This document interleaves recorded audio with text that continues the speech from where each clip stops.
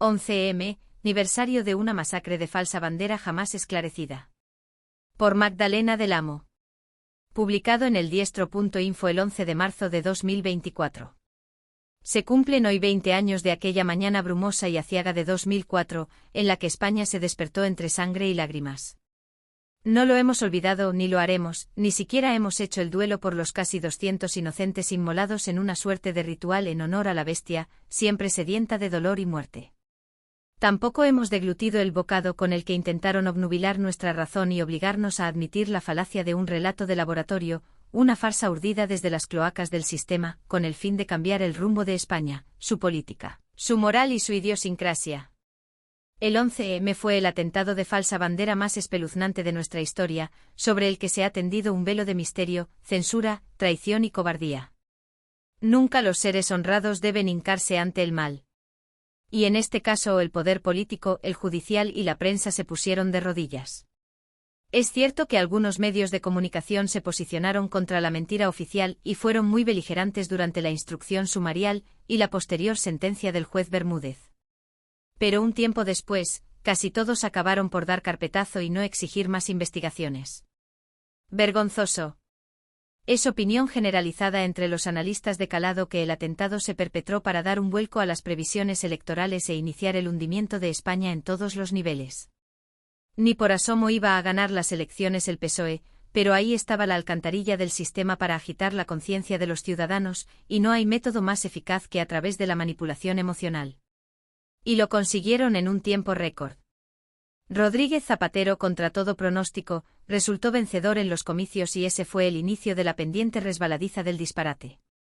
Fueron meses y meses dando estopa al Partido Popular en todos los medios, desde el día mismo de la jornada de reflexión, las elecciones eran el 14, con mentiras al por mayor y una manifestación ante la sede del PP en Génova.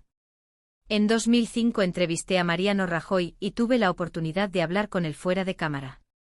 Por cierto, encantador, buen conversador, muy agradable e incluso atractivo. Por aquellos días, si bien ya sabíamos que por encima de los políticos siempre planea y dirige el oscuro poder en la sombra, aún considerábamos que era posible cierta capacidad de maniobra. Pero no. He dicho y escrito en varias ocasiones que Rajoy no pudo cumplir con su programa de campaña, tras 2 infaustas legislaturas de Zapatero, porque recibió órdenes de arriba, es decir, de las élites globalistas que ya estaban desplegando la Agenda 2030. Rajoy fue un títere más, puesto en el sillón presidencial para hacer continuismo del zapaterismo y, en cierta manera, blanquearlo. De hecho, no derogó ninguna de las leyes que había prometido. Zapatero llegó fuerte al Palacio de la Moncloa con el propósito de destruir España, muy bien pertrechado por quienes mueven los hilos, con toda la prensa a su favor. Una derecha en shock y deprimida que habría de pasar las de Caín a lo largo de un éxodo de 8 años. Fue el inicio de la deriva de España.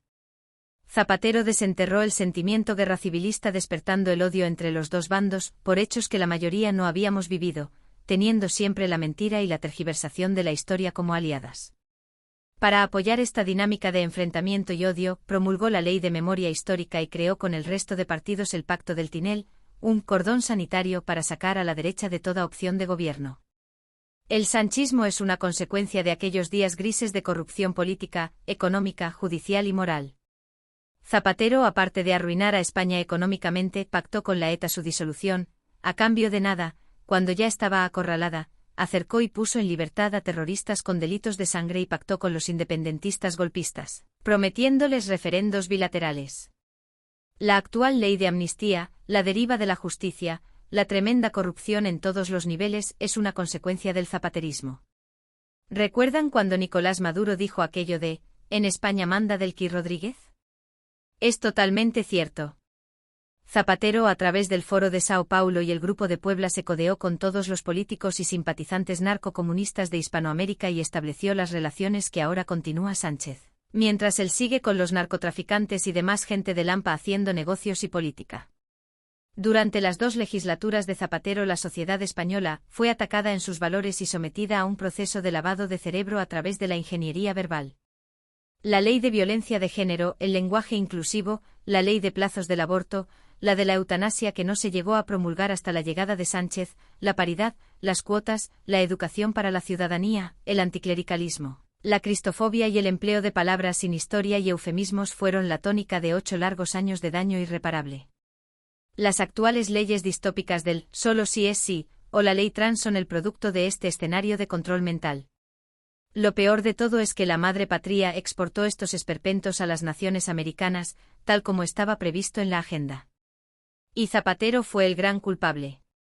Esta es la razón de por qué se perpetraron los atentados del 11M y se inmoló a tantos inocentes en la pira sacrificial, entre los hierros de los trenes de Madrid. No sé si conoceremos algún día la verdad última. Lo que sí podemos constatar es que el 11M dio sus frutos y España dio el vuelco esperado en todos los niveles, a velocidad de crucero. Tal como estaba escrito. Para mal. Y esto es irreversible.